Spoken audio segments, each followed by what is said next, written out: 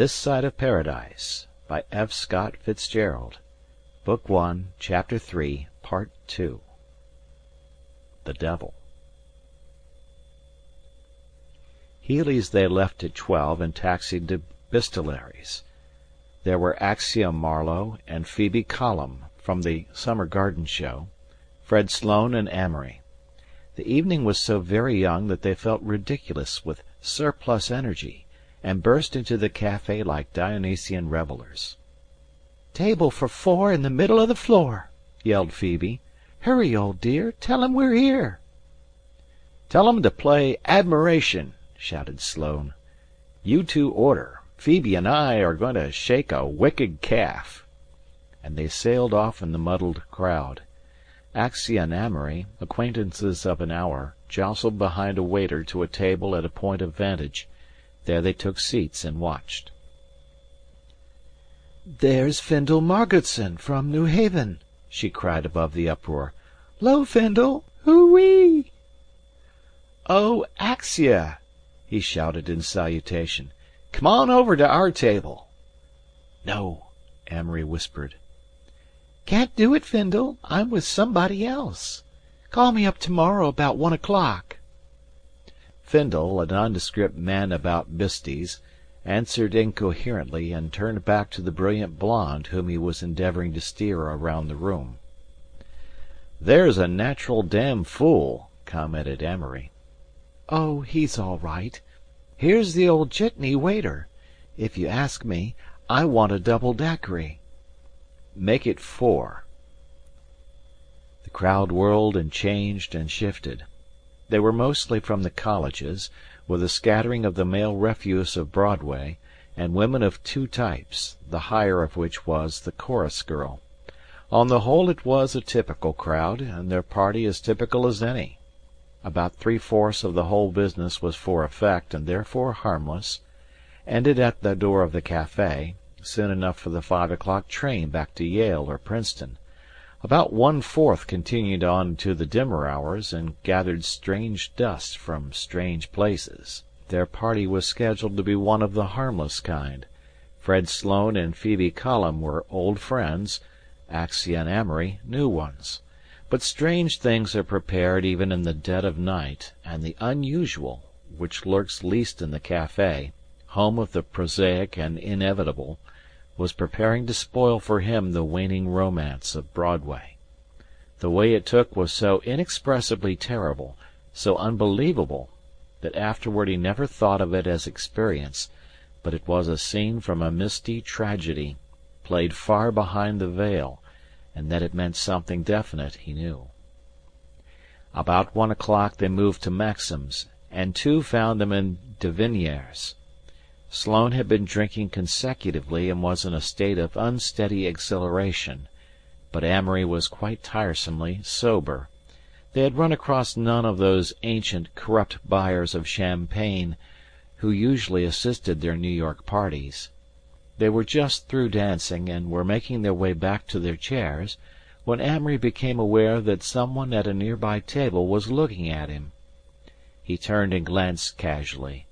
A middle-aged man dressed in a brown sack suit it was, sitting a little apart at a table by himself and watching their party intently. At Amory's glance he smiled faintly. Amory turned to Fred, who was just sitting down.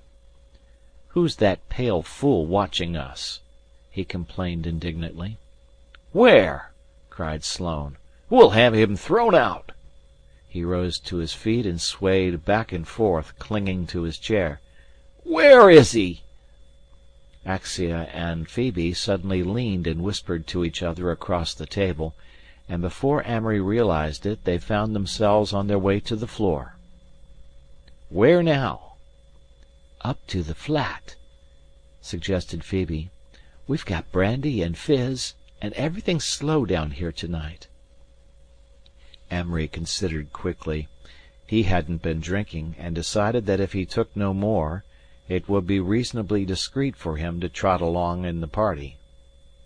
In fact, it would be perhaps the thing to do in order to keep an eye on Sloane, who was not in a state to do his own thinking. So he took Axia's arm, and, piling intimately into a taxicab, they drove out over the hundreds and drew up at a tall, white stone apartment house. Never would he forget that street. It was a broad street, lined on both sides with just such tall white stone buildings, dotted with dark windows. They stretched along as far as the eye could see, flooded with a bright moonlight that gave them a calcium pallor. He imagined each one to have an elevator and a coloured hall boy and a key rack, each one to be 8 stories high and full of 3- and 4-room suites. He was rather glad to walk into the cheeriness of Phoebe's living room and sink onto a sofa while the girls went rummaging for food. "Phoebe's great stuff," confided Sloane, sotto voce. "I'm only going to stay half an hour," Amory said sternly. He wondered if it sounded priggish. "Hell you say," protested Sloane. "We're here now. Don't let's rush." "I don't like this place," Amory said sulkily, "and I don't want any food." Phoebe reappeared with sandwiches, brandy bottle, siphon, and 4 glasses. "Amory, pour 'em out," she said, "and we'll drink to Fred Sloane, who has a rare, distinguished edge." "Yes," said Axia, coming in, "and Amory. I like Amory." She sat down beside him and laid her yellow head on his shoulder. "I'll pour," said Sloane. "You use siphon, Phoebe." They filled the tray with glasses. "Ready? Here she goes." Amory hesitated, glass in hand. There was a minute while temptation crept over him like a warm wind, and his imagination turned to fire, and he took the glass from Phoebe's hand. That was all, for at the second that his decision came he looked up and saw, 10 yards from him, the man who had been in the café, and with his jump of astonishment the glass fell from his uplifted hand. There the man half sat, half leaned against a pile of pillows on the corner divan. His face was cast in the same yellow wax as in the café, neither the dull pasty colour of a dead man, rather a sort of virile pallor, nor unhealthy, you'd have called it, but like a strong man who'd worked in a mine or done night shifts in a damp climate. Amory looked him over carefully, and later he could have drawn him after a fashion, down to the merest details. His mouth was the kind that is called frank, and he had steady gray eyes that moved slowly from one to the other of their group, with just the shade of a questioning expression. Amory noticed his hands. They weren't fine at all, but they had versatility and a tenuous strength. They were nervous hands that sat lightly along the cushions and moved constantly with little jerky openings and closings. Then suddenly Amory perceived the feet, and with a rush of blood to the head he realized he was afraid. The feet were all wrong, with a sort of wrongness that he felt rather than knew. It was like weakness in a good woman, or blood on satin, one of those terrible incongruities that shake little things in the back of the brain. He wore no shoes, but instead a sort of half moccasin, pointed though like the shoes they wore in the 14th century, and with the little ends curling up. They were a darkish brown, and his toes seemed to fill them to the end. They were unutterably terrible. He must have said something, or looked something, for Axia's voice came out of the void with a strange goodness. "Well, look at Amory. Poor old Amory's sick. Old head goin' round?" "Look at that man!" cried Amory, pointing toward the corner divan. "You mean that purple zebra?" shrieked Axia facetiously. "Hoo-wee! Amory's got a purple zebra watching him." Sloane laughed vacantly. "Oh, zebra gotcha, Amory?" There was a silence. The man regarded Amory quizzically.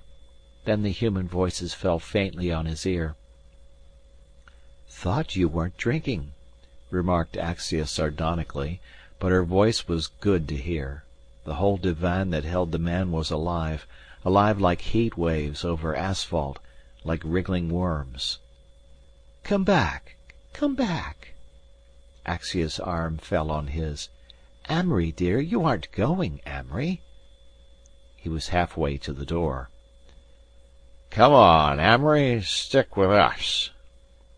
"Sick, are you? Sit down a second." Take some water. Take a little brandy."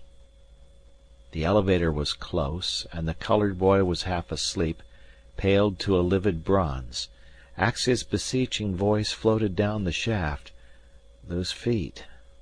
Those feet.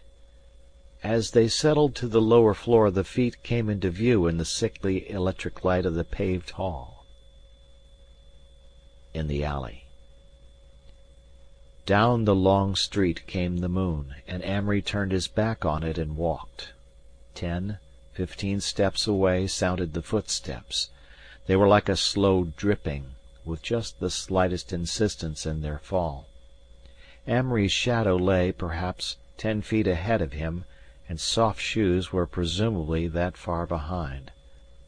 With the instinct of a child, Amory edged in under the blue darkness of the white buildings, cleaving the moonlight for haggard seconds, once bursting into a slow run with clumsy stumblings.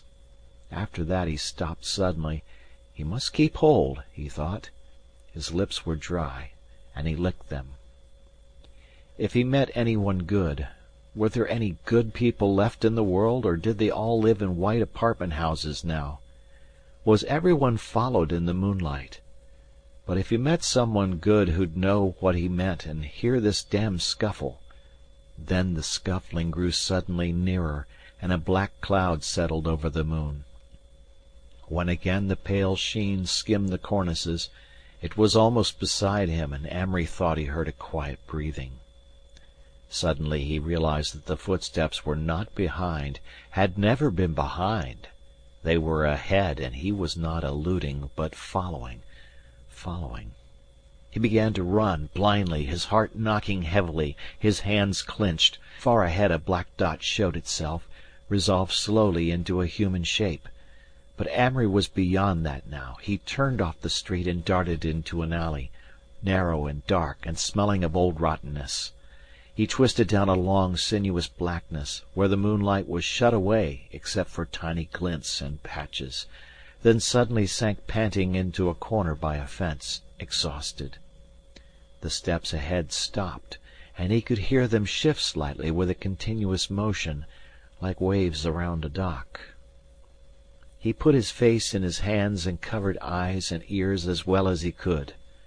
During all this time it never occurred to him that he was delirious or drunk.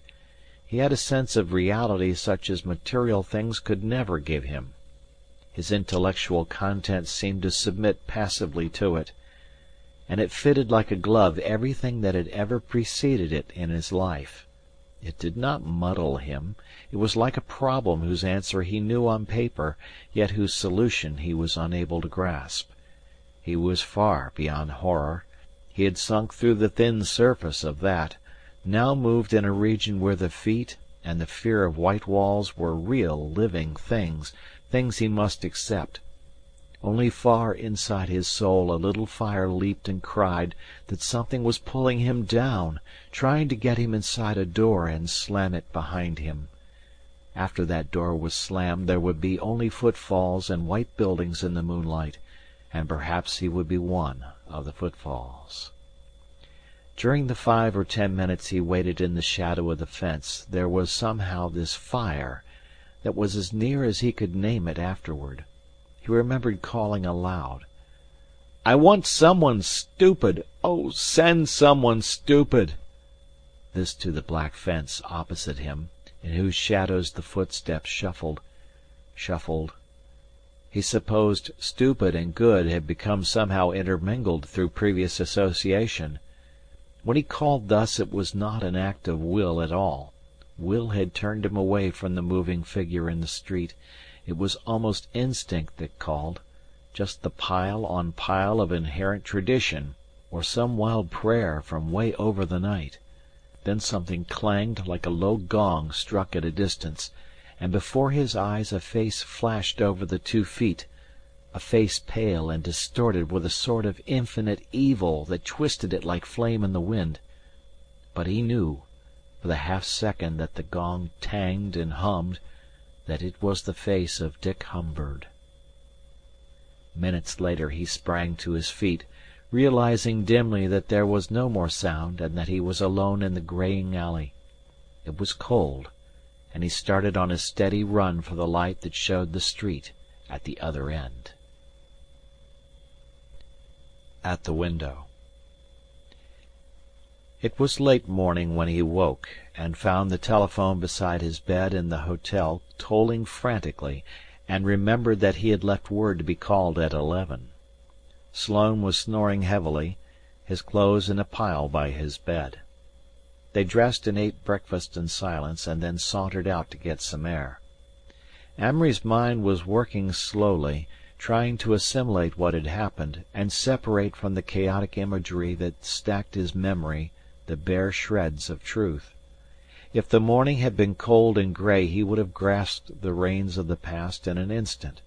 But it was one of those days that New York gets sometimes in May, when the air on Fifth Avenue was a soft, light wine. How much or how little Sloane remembered, Amory did not care to know. He apparently had none of the nervous tension that was gripping Amory and forcing his mind back and forth like a shrieking saw. Then Broadway broke upon them, and with the babble of noise and the painted faces a sudden sickness rushed over Amory. "For God's sake, let's go back. Let's get off of this place." Sloane looked at him in amazement. "What do you mean?" "This street. It's ghastly. Come on, let's get back to the Avenue." "Do you mean to say," said Sloane stolidly, "that 'cause you had some sort of indigestion that made you act like a maniac last night, you're never coming on Broadway again?" Simultaneously Amory classed him with the crowd, and he seemed no longer Sloane of the debonair humor and the happy personality, but only one of the evil faces that whirled along the turbid stream. "Man!" he shouted so loud that the people on the corner turned and followed them with their eyes. "It's filthy, and if you can't see it, you're filthy too." "I can't help it," said Sloane doggedly. "What's the matter with you? Old remorse getting you? You'd be in a fine state if you'd gone through with our little party." "I'm going, Fred," said Amory slowly. His knees were shaking under him, and he knew that if he stayed another minute on this street he would kneel over where he stood. "I'll be at the Vanderbilt for lunch." And he strode rapidly off and turned over to Fifth Avenue. Back at the hotel he felt better, but as he walked into the barber shop, intending to get a head massage, the smell of the powders and tonics brought back Axia's sidelong, suggestive smile, and he left hurriedly. In the doorway of his room a sudden blackness flowed around him like a divided river. When he came to himself he knew that several hours had passed. He pitched onto the bed and rolled over on his face with a deadly fear that he was going mad. He wanted people, someone sane and stupid and good. He lay for he knew not how long without moving. He could feel the little hot veins on his forehead standing out, and his terror had hardened on him like plaster. He felt he was passing up again through the thin crust of horror, and now only could he distinguish the shadowy twilight he was leaving. He must have fallen asleep again, for when he had next recollected himself he had paid the hotel bill and was stepping into a taxi at the door. It was raining torrents. On the train for Princeton he saw no one he knew, only a crowd of fagged-looking Philadelphians. The presence of a painted woman across the aisle filled him with a fresh burst of sickness, and he changed to another car, tried to concentrate on an article in a popular magazine. He found himself reading the same paragraphs over and over, so he abandoned this attempt and, leaning over wearily, pressed his hot forehead against the damp window-pane. The car, a smoker, was hot and stuffy with most of the smells of the state's alien population. He opened a window and shivered against the cloud of fog that drifted in over him. The 2 hours' ride were like days, and he nearly cried aloud with joy when the towers of Princeton loomed up beside him and the yellow squares of light filtered through the blue rain. Tom was standing in the center of the room, pensively relighting a cigar stub. Amory fancied he looked rather relieved on seeing him. "Had a hell of a dream about you last night," came in the cracked voice through the cigar smoke. "I had an idea you were in some trouble." "Don't tell me about it!" Amory almost shrieked. "Don't say a word. I'm tired and pepped out." Tom looked at him queerly, and then sank into a chair and opened his Italian notebook. Amory threw his coat and hat on the floor, loosened his collar, and took a Wells novel at random from the shelf. "Wells is sane," he thought, "and if he won't do, I'll read Rupert Brooke." Half an hour passed.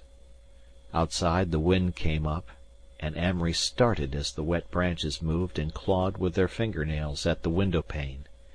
Tom was deep in his work, and inside the room only the occasional scratch of a match or the rustle of leather as they shifted in their chairs broke the stillness. Then like a zigzag of lightning came the change.